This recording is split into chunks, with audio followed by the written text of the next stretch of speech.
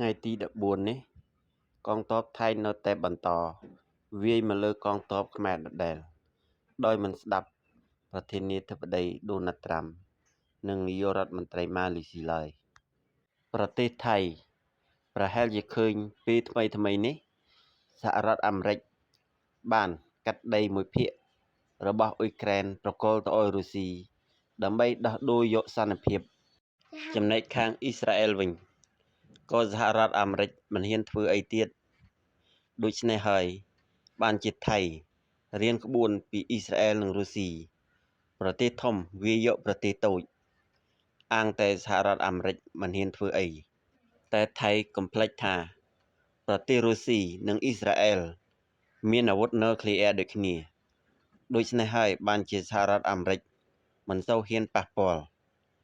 ចំណែកប្រទេសថៃមិនមានអាវុធនុយក្លេអ៊ែរដូចប្រទេសទាំងពីរទេបើចង់បានដីប្រទេសតូចដូចជាប្រទេសកម្ពុជាឬមួយចង់កាន់កាប់មួយភាគតូចដូចនៅអ៊ុយក្រែនដើម្បីឈរជើងឲ្យមហាអំណាចកាត់ទឹកដីដូចអ៊ុយក្រែននោះប្រយ័ត្នហើយទៅព្រោះប្រទេសថៃមិនមែនជាប្រទេសមានអាវុធនុយក្លេអ៊ែរទេសហរដ្ឋអាមេរិក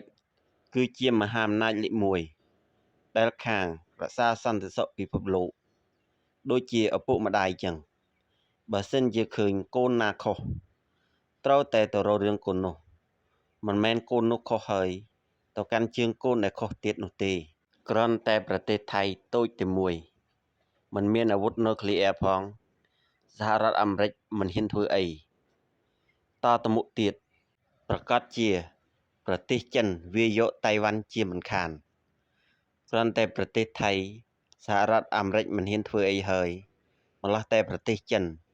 មានទាំងអាវុធនុយក្លេអ៊ែរមានទាំងសភាអាវុធទំនើបគ្រប់ប្រភេទ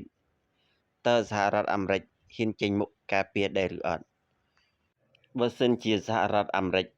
មិនហ៊ានចេញមុខការពារប្រទេសតូចប្រកាសណាស់នៅក្នុងពិភពលោកយើងនេះនឹងវិលត្រឡប់ទៅរកសម័យមុន